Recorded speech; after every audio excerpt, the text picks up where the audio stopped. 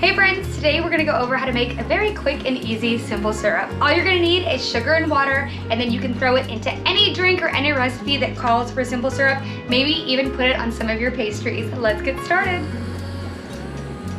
With simple syrup, you want a 1-to-1 ratio. This means for every 1 cup of water, you're gonna do 1 cup of sugar.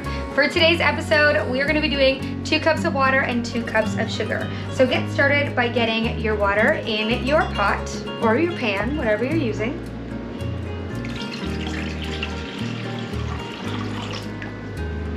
Add in your sugar. 1, 2,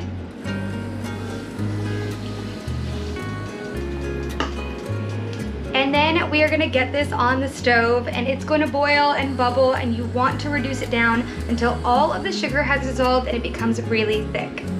One of the biggest keys to simple syrup is making sure that your sugar doesn't burn. You just want it to dissolve in the water. So once you have it on the stove, I have it on about a medium heat. You just want to stir it every once in a while to make sure that sugar doesn't burn on the bottom, or else you're gonna end up with a simple syrup that tastes a little bit like burnt sugar.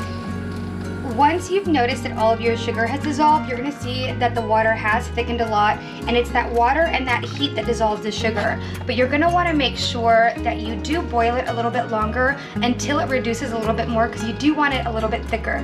You want it to just simmer, not boil, just so that it has the chance to reduce enough to get a little bit of that water out and make it a little bit thicker than it is right here.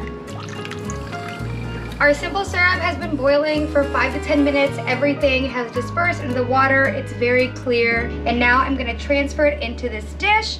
They're both Pyrex, so I'm hoping that they don't break, but we're transferring it in here to let it cool before we need to transfer it into what we're gonna be using to make drinks with. Once your simple syrup has cooled, make sure to transfer it to a usable container. So the reason that mine is not clear and it's a little bit brown is because I got a sugar from Costco, and the sugar there has a little bit of molasses in it, so it's turning it brown. But if you're using regular table sugar, then it should actually be fairly clear at this point. You're gonna see there's no grains or anything on the bottom, and it's gonna look kind of like this, but a little bit clearer.